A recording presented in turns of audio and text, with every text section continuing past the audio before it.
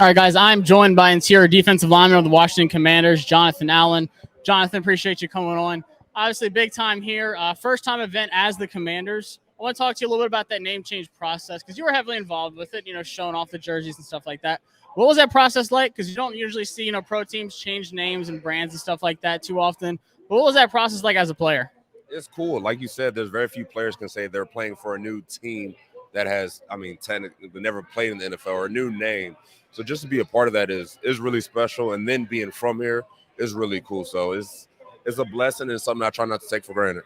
I'm a Virginia boy, so I watched you play high school. Obviously, Alabama fan, everybody knows. As soon as you committed, I was fully invested in Jon Allen. But do you have a special jersey you like the most? Is it the black one because that's the one you were kind of repping with everything? Or you'd like the white, burgundy? Which one's your favorite, New Jersey? You got to go black just because it's so different than what we have. You know what I mean? We've seen white, and the white and the burgundy are good, but they're similar to what we've had before. But to have an all-black uniform, I cannot wait until we're able to break those out this year. I'm trying to get one, so NFL Shop, hurry up and put those out. So you come off a 9-sack season, first-time Pro Bowler. What do you do in the offseason? Do you watch tape, kind of just look back, assess how you played, and how do you kind of move forward and prepare for the next season? I think it's the same thing that I've done my entire career.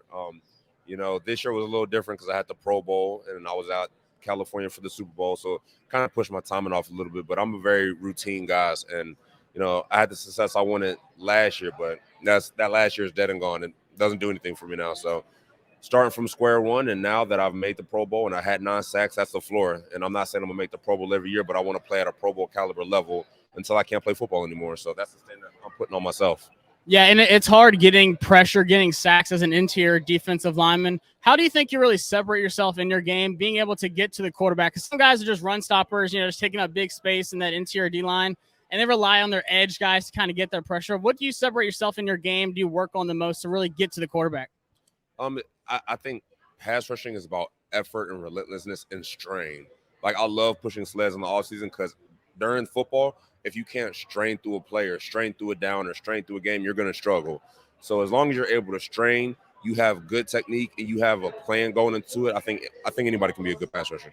Yeah. So obviously, we lose 2 key guys with Matt Ioannidis and Tim Settle this offseason. So it's time to reload. Now, there's a guy at Alabama, Phildarius Mathis. Is that someone that you've had contact with? Obviously, I'd love to get him on this team so we can have the trifecta of you, Deron Payne, and Big Phil. But is he someone that you've talked to through this process? Yeah, I actually was down there in Alabama last week or 2 weeks ago for their spring game. Gave him my number and just told him, look, if you need anything, let me know. We're a brotherhood, and even though technically we never played with each other, the fact that we both played at Alabama, we always take care of our guys. So, I would love to have a defense lineman, let alone another Alabama defense lineman, because I know what he's about. But you know what? I want to win football games. And if that means drafting a punter, you do it. I don't care how you do it. I don't care what it looks like. I don't care about looking pretty. I just want to win football games. So whoever can help us do that, that's what I'm most excited for. Absolutely. Now, John, I got to show you something because I don't know if you remember this, but do you remember the draft party when you were first drafted? So we were actually there. You actually took my phone and took a picture from the draft party.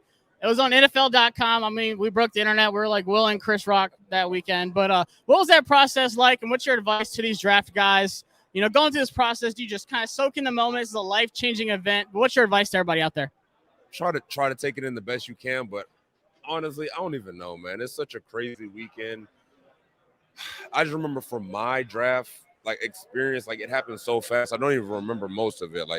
I'm in Alabama doing events, and then I'm going to the draft, and then I'm doing stuff day in and day out, and then my whole family's there, and you're partying, and you're excited, but you're anxious and nervous, and you're freaking out because your life's about to change for the rest of your life, and there's just so much going on. But just try to enjoy it. Make sure whatever you do, whether you go to the draft, the green room, or stay at home, just make sure you're around your loved ones.